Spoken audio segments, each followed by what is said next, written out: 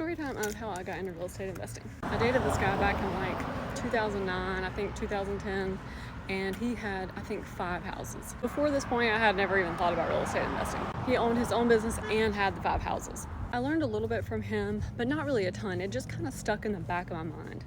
I was like, I can totally do that one day.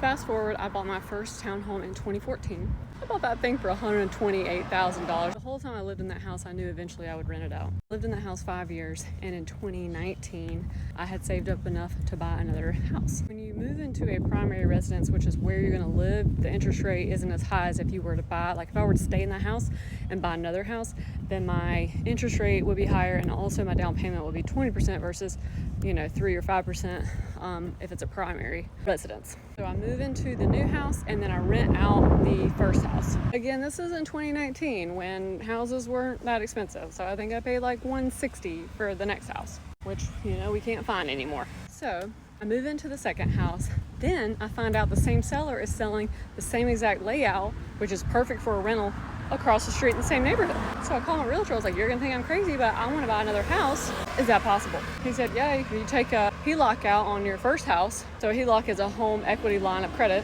because I had equity built up in the first house. So my crazy butt gets a HELOC out, buys the third house within like 4 weeks of buying the second house. I rented out like pretty fast. And then, curveball, I get a call about a job offer in South Carolina. Literally, like this is all within like 5 weeks. I called my realtor again. I was like, you're really gonna think I'm crazy, but would it be possible if I moved and bought another house?